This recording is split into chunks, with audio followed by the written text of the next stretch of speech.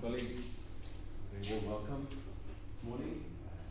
Very excited that we have Thinus present his second lecture-recital. He'll tell you exactly what that's all about, but there's a new format for us where students are allowed to present a lecture about their work as part of their doctoral studies. So Thinus is breaking ground for us.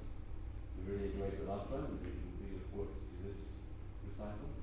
But if you could please make sure that your phones are off, please, so they don't interfere with the audiovisual equipment and don't disturb the concert. Please enjoy.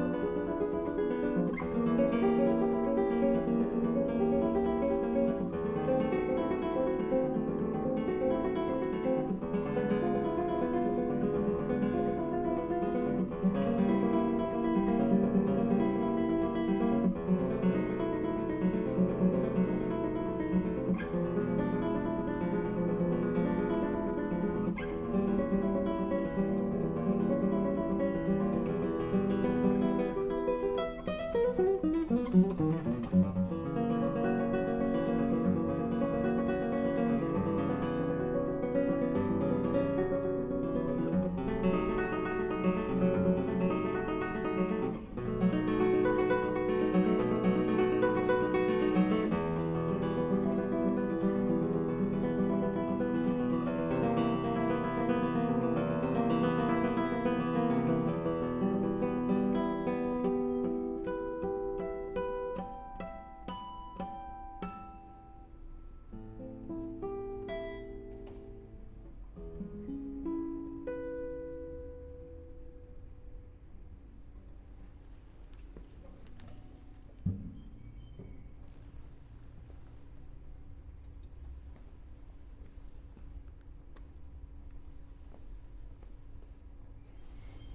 Good day, ladies and gentlemen.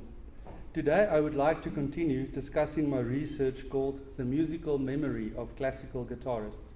I wanted to present my research result in a practical way to show and describe how I, as a guitarist, remember or recall and understand a selection of 5 of the 12 etudes composed by Heitor Villa-Lobos.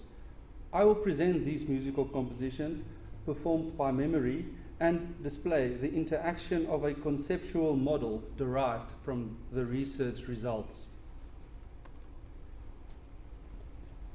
This research aimed to establish a conceptual understanding of what musical memory is from a guitarist's perspective. The first lecture recital focused on the encoding process of committing a musical composition to memory, which were phases of learning and understanding. Phases of learning is subdivided in pre-learning and active learning. and also performance, preparation, alterations, and learning. The aim of the research was not to create a method, but to show a holistic view of musical memory. The research approach was to conduct interviews with 12 professional guitarists who are known for their impressive musical memory abilities. These interviews were all conducted online in 2020. To recapitulate some of the aspects discussed in the first lecture, the process began with pre-learning, attitudes, values, skills, and task requirements. The participants outlined all the phases of the learning processes, and the analysis of their discussion allowed for dividing learning into different phases. Pre-learning involves describing what the value of performing from memory is for the participants. Complications in learning, such as exceptions for not committing a musical composition to memory issues, and the handling of memory-related problems. And also learning processes that involve concentration that is required for learning. The process of active learning was identified, where memory methods include analytical approaches, the use of motor repetition that results in muscle memory, visual strategies, audiation or combining methods, and all other aspects that involve learning a musical composition to be performed from memory. When learning with understanding, the memory process is set in motion, mainly by employing analytical strategies. The participants revealed how the analysis of a musical composition leads to the understanding thereof.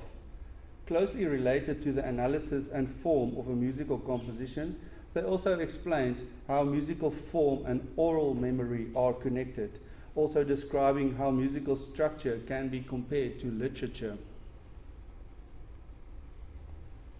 In this second lecture recital, the focus will shift from phases of learning and understanding to remembering, thereby describing what a guitarist recalls when performing. The quality of learning and learning processes involved affect the outcome of remembering. Remembering is dependent on the quality of the encoding process.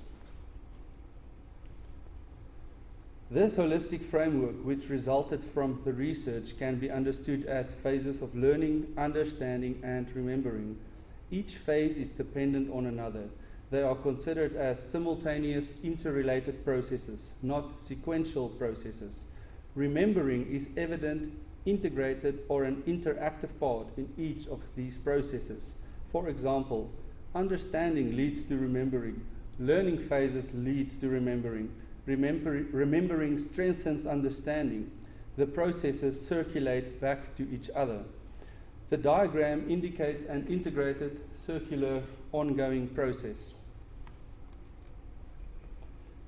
When performing from memory in a performance situation, the performer draws on intellectual understandings, on kinesthetic and tactile memories, on emotional states, and on oral and visual images. All of these multiple informative aspects are embodied: the intellectual understandings, body movement patterns, and the emotional states of the performers. Remembering a musical composition is closely associated with learning and with understanding it. Again, proving that the learning process is interconnected and circular. According to Anthony Gleis, the author of the book Classical Guitar Pedagogy, when classical guitarists perform from memory, guitarists tend to recall the sound, the fingering, and position of the hands, or in some cases, the sheet music. My research showed that recalling music is not just the sound, fingers and shapes, or a visual image of the score, but also the recall of emotions and body gestures, and that environmental factors such as the sounds of the audience and the acoustics of a venue also affect one's memory and plays an important role in remembering. Performance cues are used when memory issues arise and help structure our minds for better recall. Performance cues refer to when musicians add mental landmarks or memory cues in a musical composition, which then serves as backup starting points if memory failed in performance. These points refer to the beginning of a new phrase or section. It is also suggested that when memory fails, one should begin at the following phrase or reference point and not to return to the previous one. In doing so, a performer eliminates the risk of having the same memory failure at the specific spot. Other known strategies of recalling a musical composition from memory may include thinking of mnemonic reference points, connecting non-musical objects to phrases or sections. This will be explained in more detail later in the lecture. The research showed that oral memory results in a better long-term memory recall. Again, as with performance cues, oral memory is built upon a processual remembering of events. One aspect flows and connects towards another. It can also refer to using dynamics as a method to remember. For example, remembering phrases as forte and piano, or thinking of the crescendos and the decrescendos. Making mental associations and by connecting musical phrases or musical structure to language, dance forms, or other non-musical ideas can also result in a better recall or better recreation of the music. The more detail a performer can add to a musical composition, the more connections there are that will make it easier to recall. These types of associations also help to play melodic lines and particular articulations more cleanly. From the previous lecture recital, it was shown that when learning with understanding, the memory process is set in motion. The recall of all formed musical conceptualization is dependent on the quality of the encoding process. For a better understanding of a musical composition, it is essential to bring all the aspects of learning processes together. For example, visual, tactile, oral, and body movement. Once a deeper understanding of a musical composition is gained, it leads to a stronger memory and better recall. In this research, the participants included and highlighted the value of post-performance learning. Learning continues after the pre-learning and learning phases, continues after the performance, and leads to a deeper understanding. Seeing musical memory holistically means observing the learning process before, during, and after a performance. The participants also contributed that being confident in performance reduces fear and leads to better recall.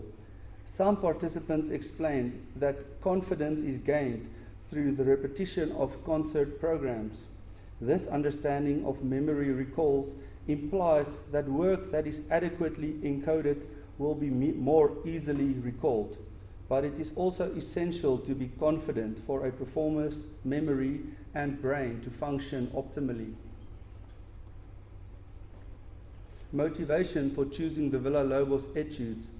I have a personal affinity towards the musical compositions of Heitor Villa-Lobos and enjoy playing his works. The 5 etudes I selected are quite idiomatic and have a clear structure. I believe that this would make it less complicated to commit to memory. By choosing works that are well known and accessible, I believe that a wider audience would be interested and more people would benefit from the results of my research. Recalling process questions and purpose. What meta strategies did I follow to recall each etude? How does the learning process affect or influence remembering? I wanted to investigate and display the process of recalling, relearning, and remembering a musical composition.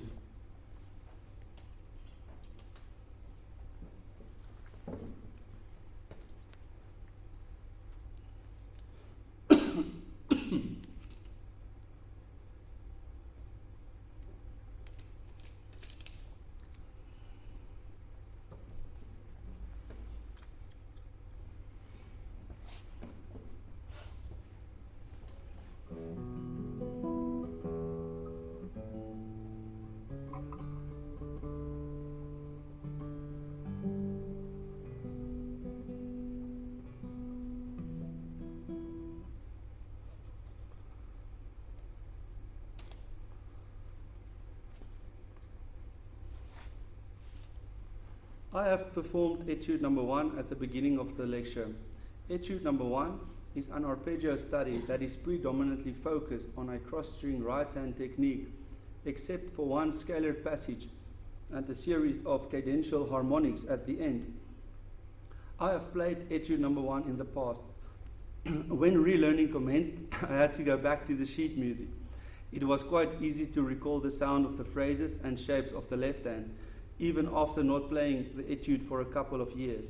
I did not think of the use of performance cues, since this musical composition has been memorized previously by using motor repetition. Adding deliberate dynamics and adding more color contrasts resulted in a stronger oral memory and led to a deeper and more mature understanding of this musical composition. I will, for instance, play dissonant chords by using more ponticello, which is playing close to the bridge. For example, in bar 7, I will play normal, which is in the middle. In bar 8, a more dissonant chord.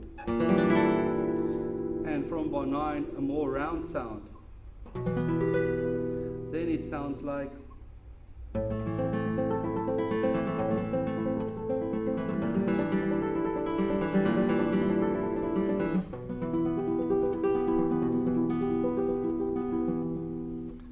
And that will, for example, be how I think of and remember those parts. From the first bar in Etude number 1, the right-hand pattern is introduced using all 4 right-hand fingers, thumb, index, middle, and ring finger, and it remains the same throughout the piece.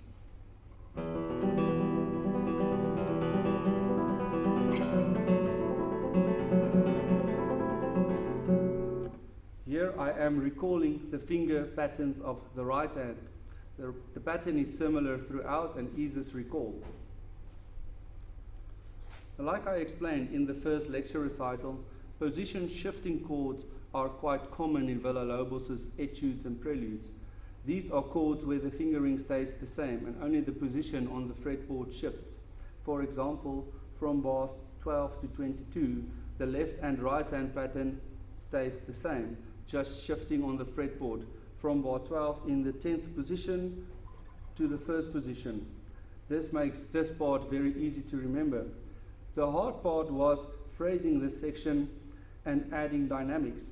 In this case, remembering a certain dynamic interpretation is how I remembered and conceptualized this section.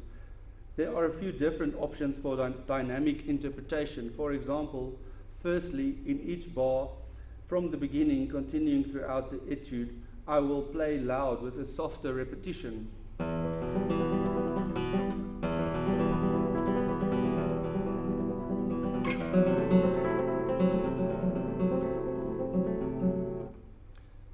Simultaneously, I can create a longer dynamic crescendo over a phrase or section. For example, making a crescendo from the 10th to the 5th position. Then making a decrescendo from the 5th to the 1st position. Another option here would be to start very loud in the 10th position and make a decrescendo up to the 1st position.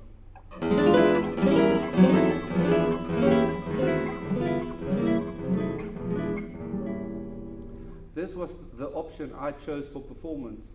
Immediately after this section follows a scalar passage in which I start softly and make a big crescendo again.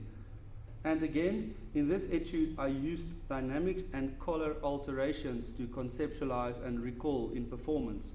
Once a musical composition is understood in this way, it engraves the music in one's mind and makes it harder to forget.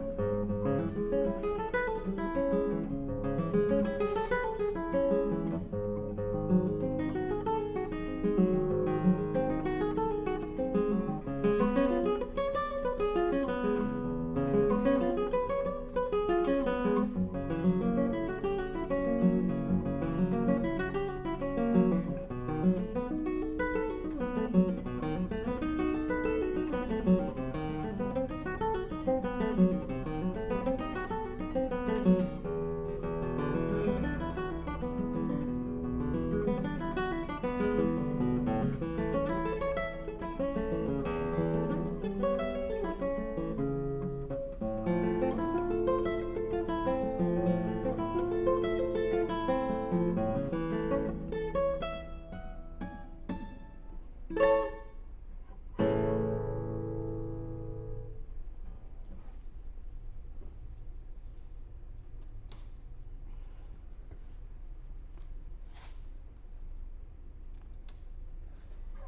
number 2 is a study in slurred note and arpeggios, developing a musical idea by 19th century guitarist Dionisio Aguado.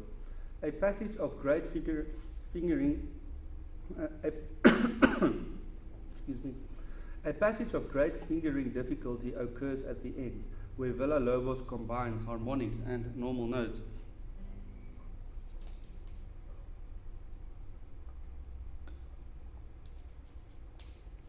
In Etude number 2, I remember mostly by recalling the sound, fingers, and shapes learned.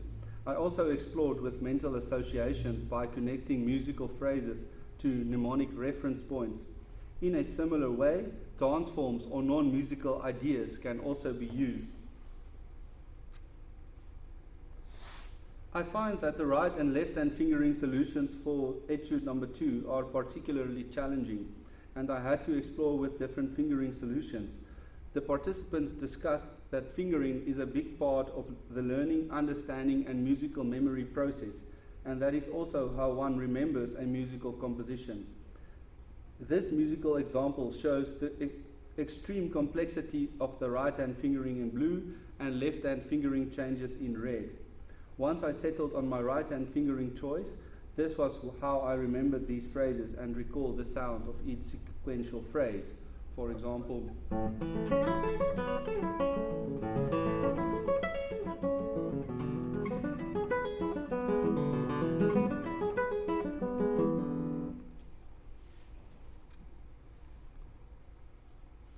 to make my memory of each phrase stronger, I tried to assign a different association to each phrase.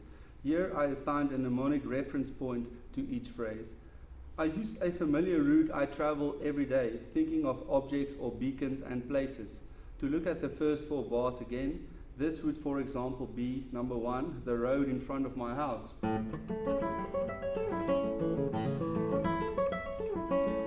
Number 2, a school a few blocks away from my house.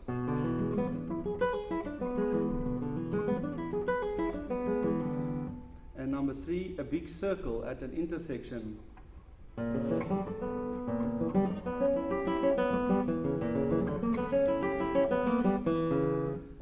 And so on, until I completed the whole route.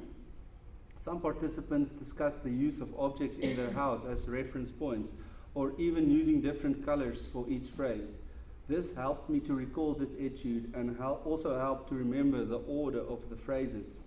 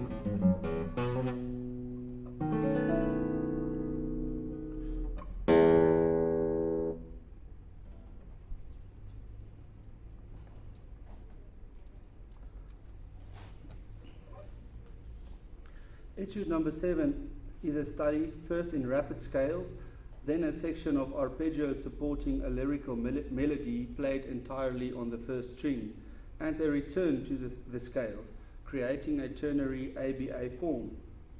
In Etude number 7, I mainly focused on adding performance cues by thinking of the phrase, but I also focused on the use of melodic lines to remember.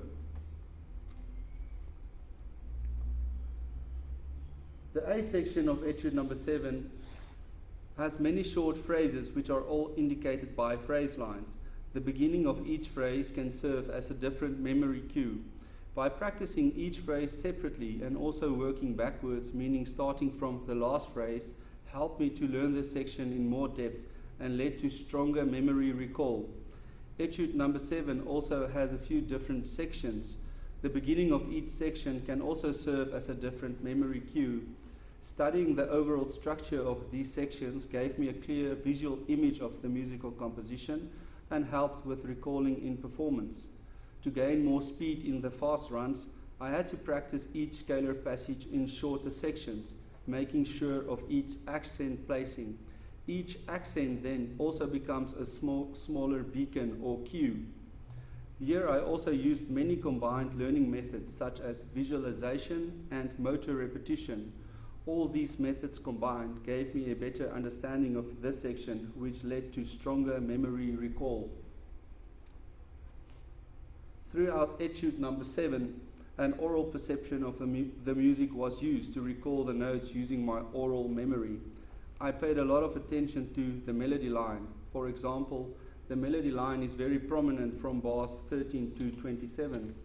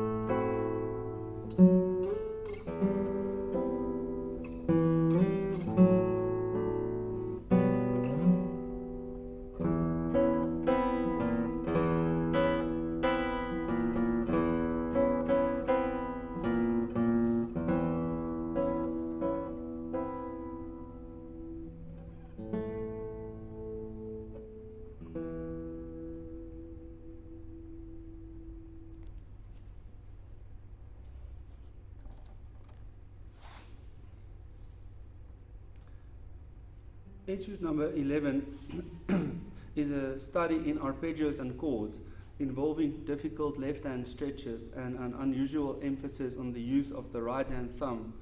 It is in ternary ABA form with bell-like effects marking the middle section. In Etude number 11, the main focus was to visually recall the shapes and movements of my hands. In the A section, I also focused on the use of melodic lines to remember, therefore using my oral memory to recall the phrases. Trying to analyze the musical form and orally learning the resolution of the melody and harmonies also played a part in how I conceptualized this musical composition in my mind. The participants discussed that having a basic knowledge of musical form can really improve a performer's musical memory abilities.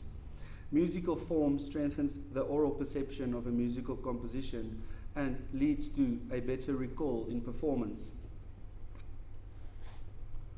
Section B is once again characterized by shifting chords, and I find that having a visual image in my mind helped me to recall this section more easily. Here the thumb melody is also prominent, which connects the visual and oral memory to recall this etude.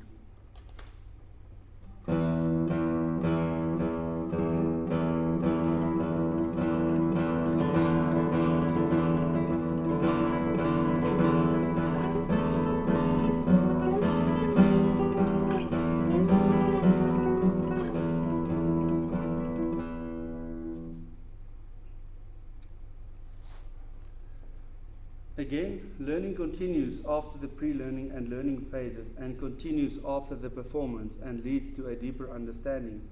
Seeing musical memory holistically means observing the learning process before, during, and after a performance.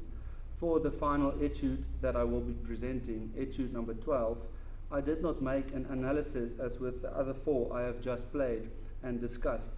I felt that the ideas used were similar, so instead, I tried to reflect on the pre- and post-performance preparation and learning of this etude.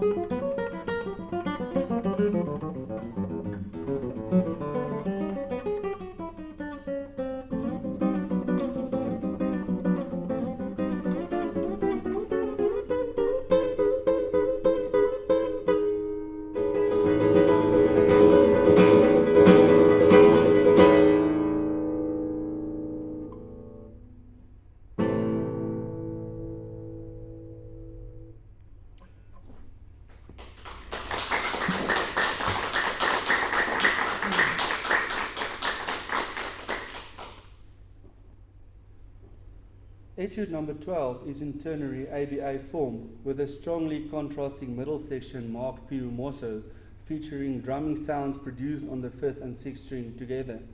For performance preparation, I performed several informal dress rehearsals specifically for Etude number 12. I made a couple of video and audio recordings and reflected on each recording.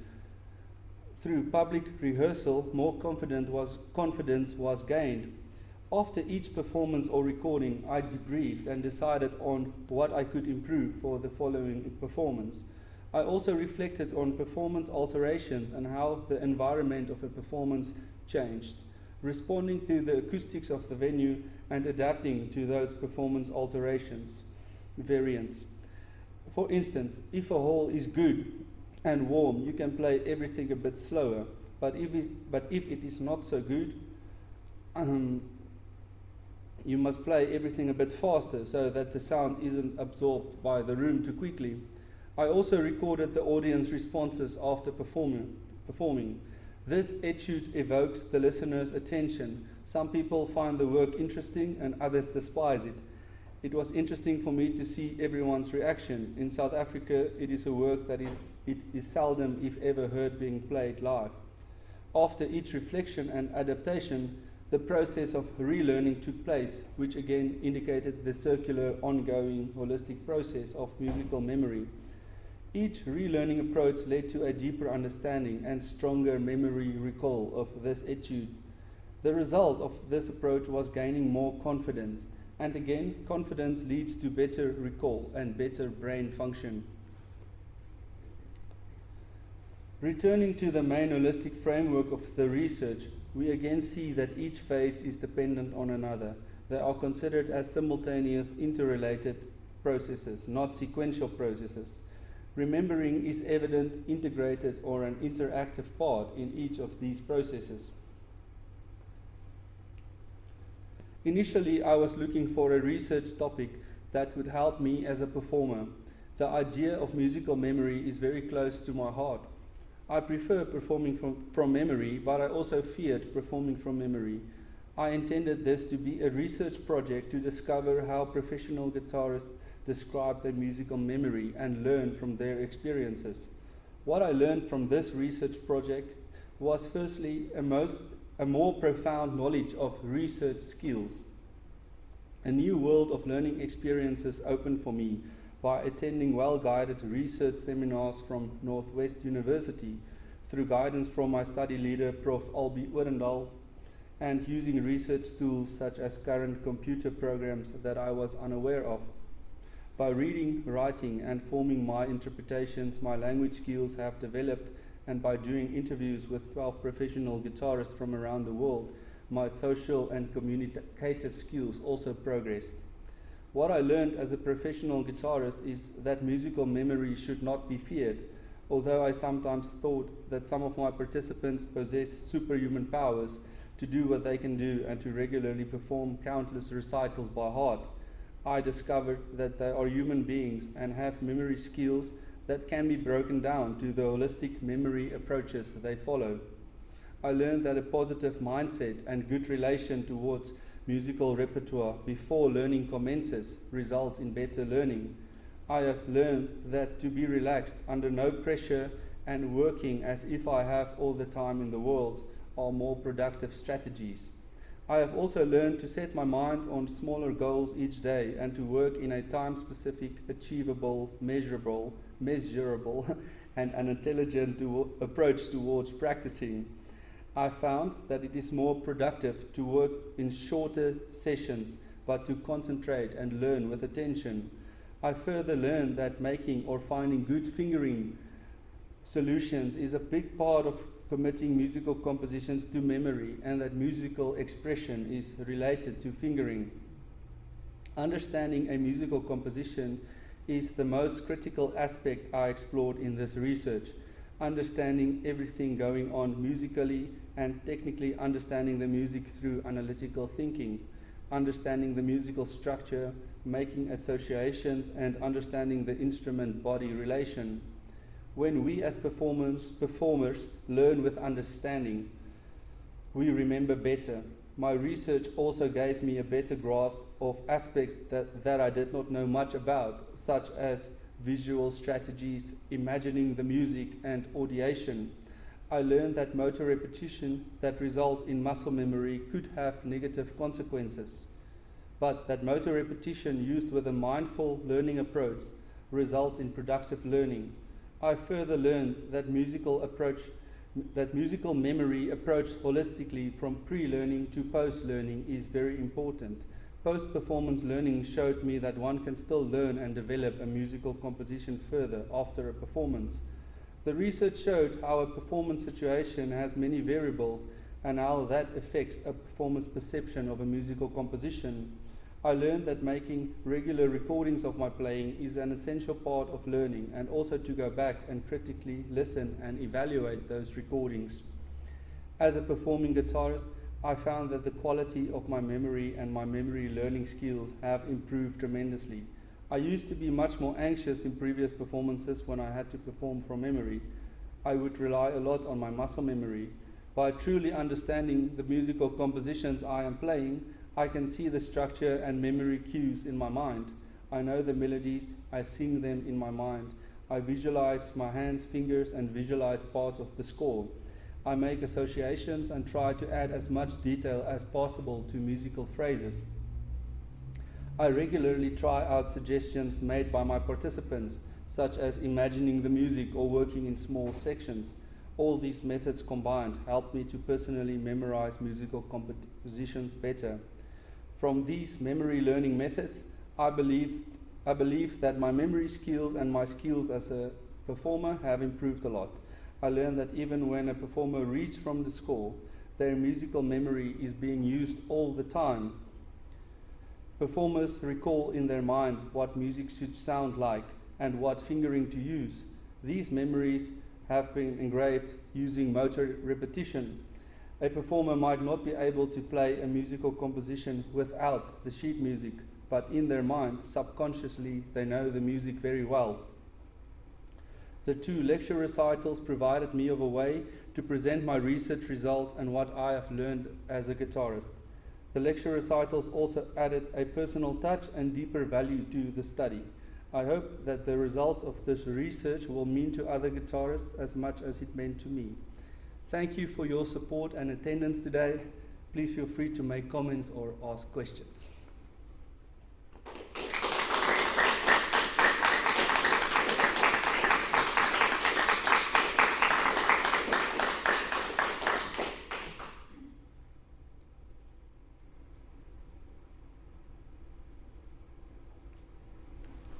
Etude number 2, the form of the music was quite difficult, and I could see that there was no real pattern in the way that you fingered in the right and the left hand. Did you feel that the methods that you used to learn that study was sufficient for the difficulty in lack of form? Or would you have wanted to use something else? I think specifically for etude number 2, like you said, it's a hard form, you can't really recognize it, but I used mnemonic reference point, and I think that really helped me to know what, because the phrases don't follow on each other. You have to, it's like a lot of short phrases that is all mixed together. You have to remember each one separately, and using a mnemonic reference point like a familiar route, I go through the whole piece thinking of these beacons and associate these parts. So that really helped me. For this route, the familiar route that you speak of, was the patterns that you used for some of the parts, did it associate well with whatever picture you had? Or do you feel that there was some kind of discontinuity or disconnection between the pattern that you're playing and what you're thinking of, and that made you maybe not know that pattern as well or remember it because there was a disconnect? Yeah, no, I thought it went. I thought the pattern connected well to each phrase. Yes. So thanks, Thinus. That was very nice, and I won't ask you any questions. Just a number of observations, just to enter into conversation. Of course, we know why that last etude isn't often played because it's horribly difficult. I thought you brought it off Very well, thanks. It was nice, actually seeing it in action. Since your previous presentation, I started to pay much more attention to memory and music, and in my journey through, YouTube and all the other channels, I came across a number of very interesting anecdotes. One of which is from South Africa, from the UNISA piano competition a number of years ago. He was I think an Italian pianist who, after his recital, somebody said to him, "But I liked your scarlatti, but it was unusual." And he said, "Well, I forgot a bit, so I added it at the end." And I also came across a historical recording of Rubinstein playing a Chopin ballad, one of those huge works. And he made he lost his memory. And you know what he did? He improvised. Just for a minute or two. And I thought that was rather marvelous, given the fact that today to improvise in and to improvise on classical music has in a way become the norm. Yes. And then of course, an enormous feat of memory is, I never know how to pronounce his name, Petri Cecco, the creation. When he performed the 6 cello sonatas in one, well, not one sitting, but one concert. Yes. I mean, Baroque music is so difficult to memorize. I don't know how I did it. Yes. I mean, even if you're able to remember it, the mental energy, to perform all 6 suites, that just boggles the mind. Yes. There was something, I think what I take away from your presentation today, and thanks for that, is I think your emphasis on visual metaphors, and I'm not talking about images in the mind of the notes on the page, but extra non-diegetic pictures outside the music, like your little roadmap, which I thought was rather nice. I remember from my very early training as a child learning to play the piano, my innovative teachers, using little pictures to explain music to me and how that helped me. But then as I went on to train as a guitarist, I think I just drew the short straw. I had rather, I had teachers without imagination, and that has not been a part of my, my arsenal for many, many years. And it has made me realize that it is something that I need to reconsider. Partly perhaps to memorize, but more for me at least to interpret in a more appropriate way. So thanks for that. And it's surprisingly to see how well it works, these reference points, because I specifically tried it with that second etude. Yes. And I thought, oh, this is going to be difficult. And it was at the beginning, but now because this is the route I take to my work every day, and now when I drive the route every day, I think of that part. So it is so well in your mind later on. So that's very interesting. Yeah, so it's almost to feel that your musical memory is really boosted by something very real, and it's continuously being reinforced as you drive to work. Nice.